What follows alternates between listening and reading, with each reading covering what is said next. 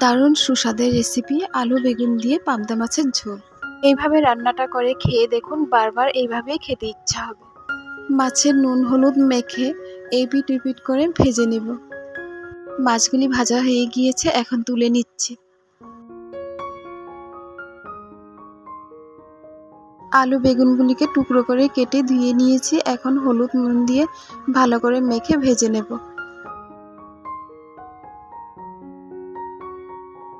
ভাজা হয়ে গিয়েছে, এখন একটা বাটিতে তুলে রেখে দিচ্ছি।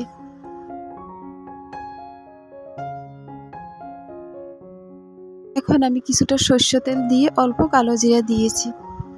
মশলা ইউজ করেছি কাঁচা লঙ্কা আদা বাটা, গুঁড়া ইউজ করেছি জিরা ধনিয়া হলুদ লাল মরিচের গুঁড়া আর গোলমরিচের গুঁড়া।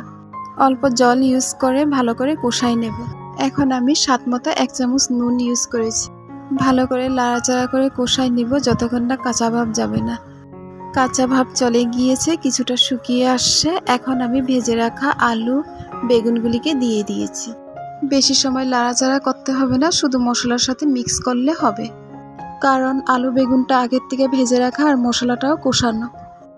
এখন সবগুলিকে মিক্স করার পর আমি পরিমাণ মতো জল দিয়ে দিব। বেশি ঘনত্ব রাখবো না, বেশি পাতলাও করবো না, মধ্যম সাইজের করব। আজকের রেসিপি যদি ভালো লাগে তাহলে প্লিজ একটি লাইক করুন আর আমার চ্যানেলটিতে সাবস্ক্রাইব করুন। তা যদি করে থাকুন তাহলে আপনাদেরকে অসংখ্য ধন্যবাদ। এখন আমি ঝোলে 2-3টা কাঁচা লঙ্কা ফালটি করে দিয়ে দিব। এখন কিছুটা টকবক করার পর ভাজা মাছগুলিকে আমি ঝোলে দিয়ে দিচ্ছি।